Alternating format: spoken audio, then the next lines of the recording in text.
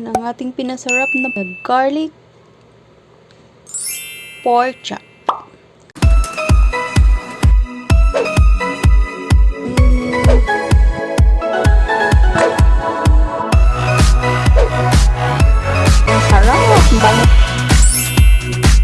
Gagawin natin guys is magluluto tayo ng garlic pork chop. Una kong gagawin is magmamarinate muna ako ng pork chop. At ito yung kakailanganin niya. Soy sauce, 2 tablespoon of soy sauce, then honey, 1 tablespoon of honey. Then ito yung honey guys. Kahit anong honey yung pwede nyong gamitin. Sa akin, ang ginamit ko is ito. Basta guys, flavored honey yung ginamit ko. Basta kung ano yung available sa inyong kusina. Then, kailangan din natin ng ketchup. Ayan. Yung gamitin ko guys is yung tomato ketchup. Pwede rin banana ketchup kung gusto nyo medyo matamis-tamis. Hindi kasi ako masyadong fan guys dun sa matamis. Ayan, gamit ko is tomato ketchup. Then, kailangan na natin yung crushed garlic. Kasi isa yun siya sa magbibigay ng flavor dun sa ating pork chop. Kaya tinatawag natin na garlic pork chop. Then, ito guys, maglalagay ako ng half ground black pepper. At hindi mawawala ang ating pork. Yan yung pinakailanganan natin guys. Tapos, imamarinate ko lang to siya ng 2 hours or depende sa inyo. Pwede nyo marinate na mas malalo pang matagal or within 2 days or 1 day you can do it naman. Basta ilagay nyo lang sa inyong freezer. Yan. Start na tayo guys. Imamarinate muna natin siya.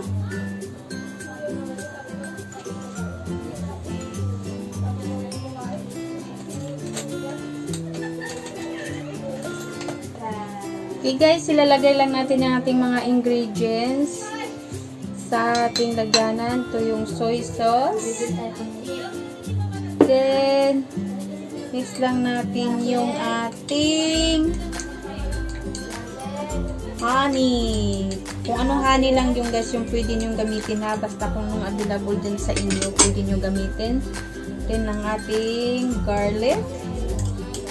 At hindi natin makalimutan ang ating kunting half brown pepper. Then, as usual, lagay ako ng ketchup guys. Ang gamit ko na ketchup is yung tomato. 2 teaspoon or 1. Depende sa inyo guys kung ano yung kadami yung lalagay yung ketchup pa. Sa akin, tansya-tansya lang to. 2 teaspoon or 3. 2. Ayan. Mix nyo lang. Then, pag ma-mix nyo na ng maayos to, lalagay na natin guys yung ating lalagay na natin. Tapos na naman mix to guys. Yan. Mix na siya ng maigi. Mix na siya. Susunod na naman natin ilagay yung ating pork. Kailangan ma-dip nyo yung maigi yung ating pork. Ating kasi guys, kunti lang naman siya. Yung pork ko, dalawa lang naman to. Kailangan lang natin ma-dip ng maayos yung ating pork. Then, imamarinate ko siya. Lalagay ko siya sa freezer ng 2 hours. Basta maibabad nyo lang siya ng maigi guys. Ganun lang siya kadali ang ating gagawin.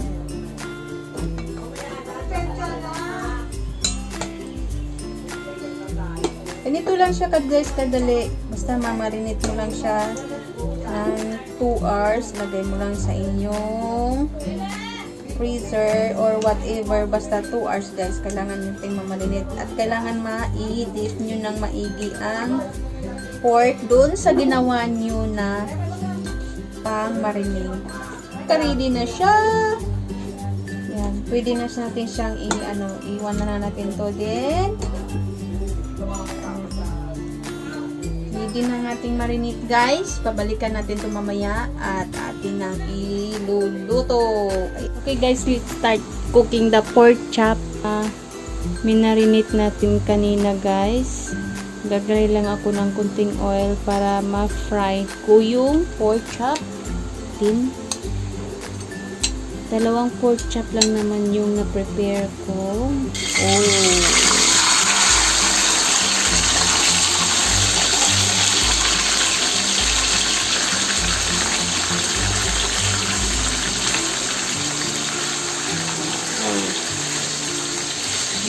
cook it.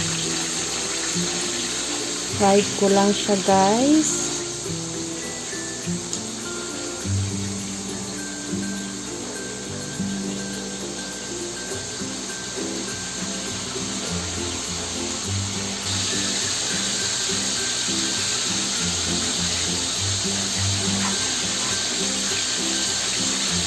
Tingnan natin mamaya, guys, pag babalik ka rin na lang natin siya.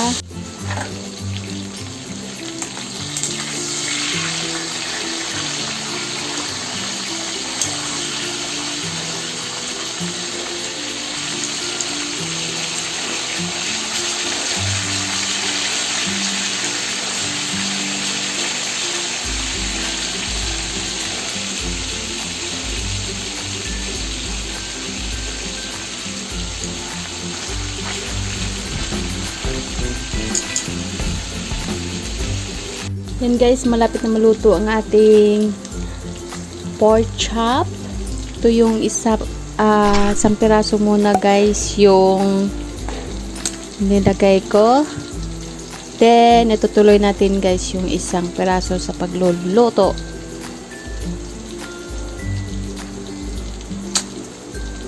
Yan, guys, luto ng aking garlic pork chop. Ayan siya, guys. Masyadong dark siya tingnan kasi minarinate ko siya sa ketchup at saka sa soy sauce. Smell good, guys. Ayan, ready na siya for ating kainan. That's it for today, guys. See you again on my next video.